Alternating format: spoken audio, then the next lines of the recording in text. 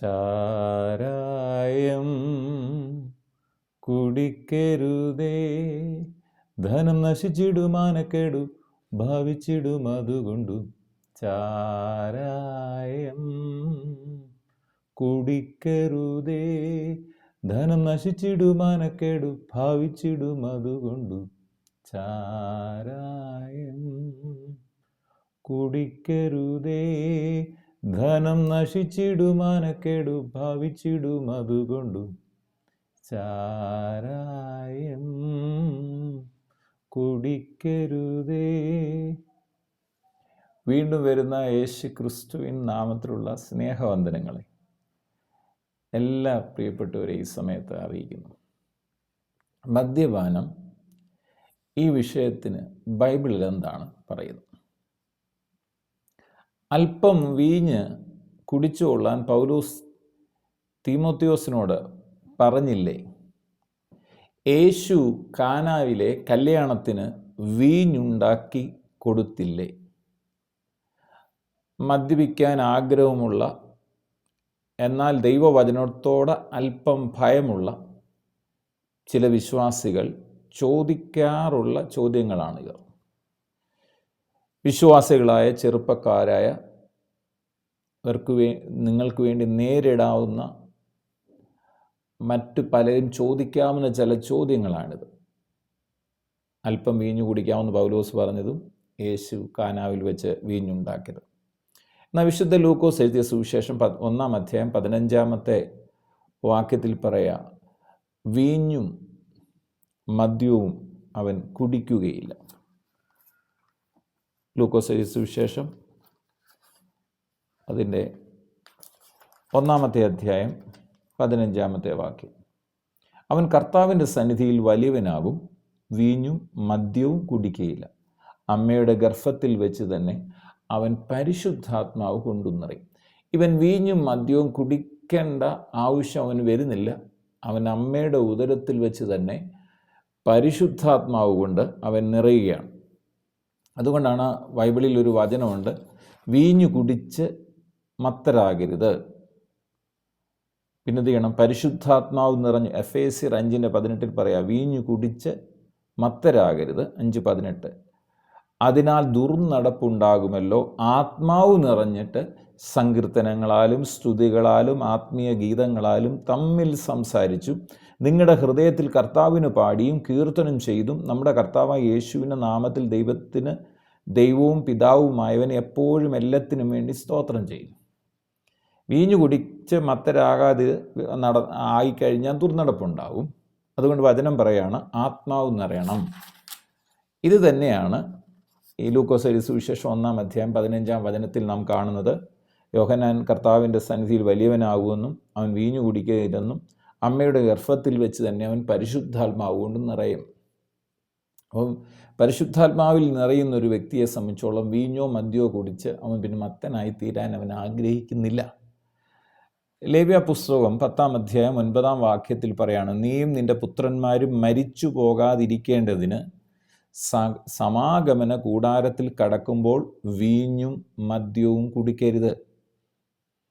അപ്പോൾ തന്നെ സംഖ്യാപുസ്തകം നാം വായിക്കുമ്പോൾ അതിൻ്റെ 6-ാം അധ്യായം 2-ാം വാക്യത്തിൽ ഇങ്ങനെ പറയാം, നാസിരി വ്രതം എന്ന വിശേഷ വിധിയാലുള്ള വ്രതം ദീക്ഷിക്കുമ്പോൾ വീഞ്ഞും മദ്യവും വർജിക്കണം. വീഞ്ഞിനെയും മദ്യത്തെയും രണ്ടായിട്ടാണ് പഴയ നിയമത്തിലും പുതിയ നിയമത്തിലും കാണുന്നത്. എന്നാൽ വീഞ്ഞു കൂടിയ അളവിൽ കുടിച്ചാൽ ലഹരി ഉണ്ടാകും. മദ്യം കുറച്ച് കുടിച്ചാൽ, പക്ഷെ വീഞ്ഞു കൂടുതൽ അളവിൽ കുടിക്കുമ്പം ലഹരി ഉണ്ടാകും. പക്ഷെ ബൈബിളിൽ പറയുകയാണ് വീഞ്ഞു കുടിച്ചും എന്ത് ചെയ്യാൻ പാടില്ല? മത്തരാകരുത്. അപ്പം തീമോത്തിയോസിനോട് പൗലോസ് എന്തുകൊണ്ടാണ് ഇത് പറഞ്ഞ ലഹരി ഉപയോഗിക്കാൻ നിർദ്ദേശിക്കുകയാണോ? അപ്പോസ്തലൻ 1 തീമോത്തിയോസ് 5:23 പറയുകയാണ്, മേലാൽ വെള്ളം മാത്രം കുടിക്കാതെ നിന്റെ അജീർണതയും കൂടെയുള്ള ക്ഷീണവും നിമിത്തം അല്പം വീഞ്ഞ് സേവിച്ചു കൊള്ളുക. ഈ വചനം വെച്ചിട്ട് വീഞ്ഞ് ഒത്തിരി കുടിക്കാനായിട്ടല്ല എൻ്റെ അർത്ഥം, അല്പം വീഞ്ഞ് സേവിക്കുക. നമ്മൾ ഈ ഭാഗം ശ്രദ്ധിച്ച് മനസ്സിലാക്കുമ്പോൾ തീമോത്തിയോസിന് ദഹനക്കുറവുള്ളതും അതിനൊരു ഔഷധമായി വീഞ്ഞ് ഉപയോഗിക്കാനാണ് പൗലോസ് പറയുന്നത്. നമ്മൾ ദഹനത്തിനായാലും ചുമയ്ക്കായാലും ഉപയോഗിക്കുന്ന പല മെഡിസിനിലും സിറപ്പുകളിലും ആയുർവേദ അരിഷ്ടങ്ങളിലും ചെറിയ അളവിൽ ആൽക്കഹോൾ അടങ്ങിയിട്ടുണ്ട്. അപസ്മാരം, മാനസിക അസ്വസ്ഥത തുടങ്ങിയ പല രോഗങ്ങളുടെയും മരുന്നുകളിൽ പല ലഹരി വസ്തുക്കളും വളരെ ചെറിയ അളവിൽ ചേർത്തിട്ടുണ്ട്. ചുരുക്കി പറഞ്ഞാൽ ലഹരി ഉപയോഗിക്കാൻ തീമോത്തിയോസിനോട് പൗലോസ് പറഞ്ഞില്ല എന്ന് വ്യക്തമാണ്. പകരം വീഞ്ഞ് മരുന്നായിട്ട് അല്പം ദഹനത്തിന് വേണ്ടി ഉപയോഗിക്കാനാണ് പറയുന്നത്.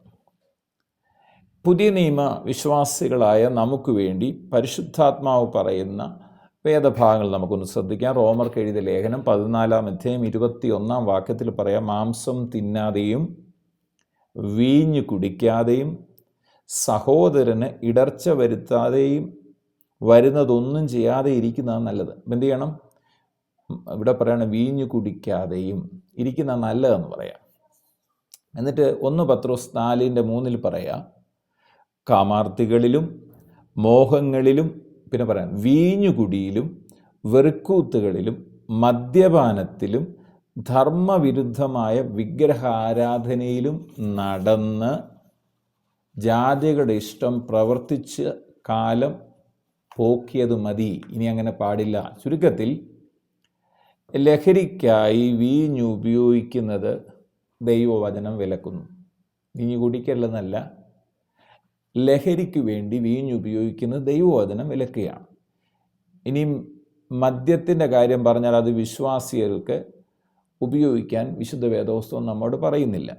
അത് ആത്മീയ ജീവിതത്തെ തന്നെ അപകടത്തിൽ കൊണ്ടുപോകുമെന്ന് മദ്യപാനത്തിനെതിരെ ദൈവവചനത്തിൻ്റെ കർശനമായ മുന്നറിയിപ്പുകൾ നമുക്ക് നോക്കാം. ഗലാത്യർക്ക് എഴുതിയ ലേഖനം 5-ാം അധ്യായം 19 മുതൽ 21 വരെയുള്ള വാക്യങ്ങളിൽ പറയാം, ജഡത്തിൻ്റെ പ്രവൃത്തികളോ ദുർനടപ്പ്, അശുദ്ധി, ദുഷ്കാമം, വിഗ്രഹാരാധന, ആഭിചാരം, പക, പിണക്കം, ജാരശങ്ക, ക്രോധം, ശാഠ്യം, ദ്വന്ദ്വപക്ഷം, ഭിന്നത, അസൂയ, മദ്യപാനം, വെറുക്കൂത്ത് മുതലായവ എന്ന് വെളിവാകും. ഈ വക പ്രവർത്തിക്കുന്നവർ ദൈവരാജ്യം അവകാശമാക്കുകയില്ല എന്ന് ഞാൻ മുമ്പേ പറഞ്ഞതുപോലെ ഇപ്പോഴും മുൻകൂട്ടി പറയുന്നു. എന്നിട്ട് പറയണം, ദുഷ്കാമം, വിഗ്രഹാരാധനം തുടങ്ങിയ മഹാപാപങ്ങളോട് ചേർത്ത് തന്നെയാണ് ഈ ഭാഗത്ത് മദ്യപാനത്തെയും പറഞ്ഞത് എന്നത് നാം ഗൗരവമായിട്ട് എടുക്കേണ്ട ഒരു വിഷയമാണ്. കാനാവിലെ കല്യാണം നാം ശ്രദ്ധിക്കുമ്പോൾ അവിടെ വീഞ്ഞും മദ്യവും രണ്ടാണെന്ന് നാം മനസ്സിലാക്കി. നമ്മളത് ഇപ്പോൾ പറഞ്ഞപ്പോൾ നമ്മൾ മനസ്സിലാക്കി. കല്യാണവേളകളിലും ഔഷധ ആവശ്യങ്ങൾക്കും വീഞ്ഞ് ഉപയോഗിക്കുന്ന രീതി യഹൂദന്മാർക്കുണ്ടായിരുന്നു. എന്നാൽ വീഞ്ഞിൻ്റെയും അമിത ഉപയോഗം ലഹരി ഉണ്ടാക്കുമെന്ന് മനസ്സിലാക്കാം. കാനാവിലെ കല്യാണത്തിനുണ്ടാക്കിയത് വീഞ്ഞാണ്, അല്ലാതെ മദ്യമല്ല. തീമോത്തിയോസ് എന്ന ആത്മീയനായ യുവാവ് വീഞ്ഞ് പൂർണ്ണമായി ഒഴിവാക്കി വെള്ളം മാത്രമേ കുടിച്ചിരുന്നുള്ളൂ എന്ന് മേൽ വിവരിച്ച 1 തീമോസ് 5:23 വ്യക്തമാക്കുന്നു. നമുക്ക് നൽകപ്പെട്ട പുതുവീഞ്ഞ് നാം സേവിക്കണം, വിശ്വാസികൾ. അതെന്താണ്? അത് പരിശുദ്ധാത്മാവാണ്. അതെപ്പോഴാണ് നമുക്ക് ലഭിച്ചത്? പെന്തക്കോസ്ത് നാളിൽ പരിശുദ്ധാത്മാവിൽ നിറഞ്ഞുകൊണ്ടിരിക്കുമ്പോൾ ജനം പറഞ്ഞത് എന്താണ്? അപ്പോസ്തലരുടെ പ്രവൃത്തി 2:13 മുതൽ 16 വരെയുള്ള വാക്യങ്ങൾ നമ്മൾ വായിക്കുമ്പോൾ അവിടെ മനസ്സിലാകുന്നു, ഇവർ പുതുവീഞ്ഞ് കുടിച്ചിരിക്കുന്നു എന്ന് പറഞ്ഞു. ഇവർ പുതിയ വീഞ്ഞാണ് കുടിച്ചിരിക്കുന്നത്. കാര്യം ഇവർ ലഹരി പിടിച്ചിരിക്കുന്നു. അതുകൊണ്ട് എന്ന് നിറഞ്ഞ അതാണ് എഫേസ്യർക്ക് എഴുതിയ ലേഖനം 5-ാം അധ്യായം 18 പറയുകയാണ്, വീഞ്ഞു കുടിച്ച് മത്തരാവരുത്, അതിനാൽ ദുർനടപ്പുണ്ടാകുമല്ലോ. പിന്നെ എന്ത് ചെയ്യണം? ആത്മീയ ഗീതങ്ങളാലും സങ്കീർത്തനങ്ങളാലും സ്തുതികളാലും ആത്മീയ ഗീതങ്ങളാലും തമ്മിൽ സംസാരിച്ചും നിങ്ങളുടെ ഹൃദയത്തിൽ കർത്താവിന് പാടിയും കീർത്തനം ചെയ്തും നമ്മുടെ കർത്താവായ യേശു ക്രിസ്തുവിൻ്റെ നാമത്തിൽ ദൈവവും പിതാവുമായവന് എല്ലായ്പ്പോഴും സ്തോത്രം ചെയ്യണം. അപ്പോൾ വീഞ്ഞു കുടിച്ച് മത്തരാകാൻ പാടില്ല. അവനെന്ത് ചെയ്യണം?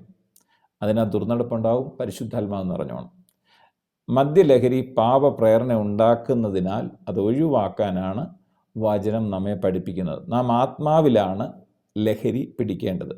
സ്തോത്രവും സ്തുതികളിലുമാണ് നാം സന്തോഷിക്കേണ്ടത്. മദ്യലഹരി താൽക്കാലിക ഉന്മാദം മാത്രമാണ് തരുന്നത്. ഒടുവിലത് ദുഃഖവും നഷ്ടബോധവും മാത്രം നിറഞ്ഞതായി മാറുന്നു. നിലനിൽക്കുന്ന സന്തോഷം തരുന്നത് പരിശുദ്ധാത്മാവിലൂടെ മാത്രമാണെന്ന് ദൈവമക്കൾ മറന്നു പോകരുത്. സൂക്ഷിക്കേണ്ട ഒരു കാര്യമുണ്ട്. മദ്യാസക്തി ഒരു ദുരാത്മാവിൻ്റെ പ്രേരണയിലാണ് എന്ന് നാം മനസ്സിലാക്കാം. നമ്മുടെ മദ്യത്തിൻ്റെയും മയക്കുമരുന്നിൻ്റെയും അടിമകളായി ജീവിതം തകർന്നുപോയ അനേകർ വിടുതൽ പ്രാപിച്ച് സന്തോഷമായി ജീവിക്കുന്നു. ശുശ്രൂഷ മധ്യേ പലരും താഴെ വീണ് ദുരാത്മാക്കൾ വിട്ടുപോയി വിടുതൽ പ്രാപിക്കുന്നവരാണ് എന്നാണ് പലരും സാക്ഷ്യം പറയും നാം കേൾക്കുന്നത്. ഞാനൊരു ദുഷ്ടശക്തിയുടെ പിടിയിലായിരുന്നു, ഒരു കറുത്ത രൂപം എന്നെ വിട്ടുപോയി, ഞാൻ സ്വതന്ത്രനായി യഥാർത്ഥ സന്തോഷം ഞാനിപ്പോൾ അനുഭവിക്കുന്നു എന്നാണ്.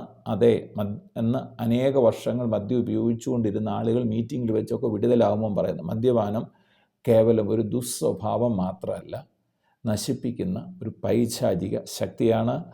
അത് പിശാചിൻ്റെ ചതിയാണ്, മറന്നുപോകരുത്. യോഹന്നാൻ എഴുതിയ സുവിശേഷം 10-ാം അധ്യായം 10-ാം വാക്യം നാം ഓർക്കുന്നത് നന്നാണ്. മോഷ്ടിപ്പാനും അറുക്കാനും മുടിപ്പാനും അല്ലാതെ കള്ളൻ വരുന്നില്ല, അവർക്ക് ജീവൻ ഉണ്ടാകുവാൻ സമൃദ്ധിയായിട്ടുണ്ടാകാനും അത്രേ ഞാൻ വന്നിരിക്കുന്നത്. ആകയാൽ ഇന്ന് വചനം കേൾക്കുന്ന പ്രിയപ്പെട്ട, ഒരു രസത്തിന് വേണ്ടി, ഒരു കമ്പനിക്ക് വേണ്ടി മദ്യം രുചിച്ചു പോലും നോക്കാതെ, സ്വന്തം ശക്തി പരീക്ഷിക്കാതെ അത് ഒഴിഞ്ഞിരിക്കുന്നത് തന്നെ നല്ലത് എന്ന് നമ്മെ വചനം ഓർപ്പിക്കുന്നു. ചുരുക്കത്തിൽ പറഞ്ഞാൽ, മദ്യത്തിനും ലഹരിക്കുമെതിരെ അനവധി വചനങ്ങൾ ബൈബിളിൽ ഉള്ളപ്പോൾ മദ്യപിക്കാൻ വചനമുണ്ടോ എന്ന് അന്വേഷിക്കുന്നത് നാം എന്തിനാണ് എന്ന് മറന്നു പോകരുത്. അതിൽ പിശാചിൻ്റെ ഒരു ചതിയുണ്ട്.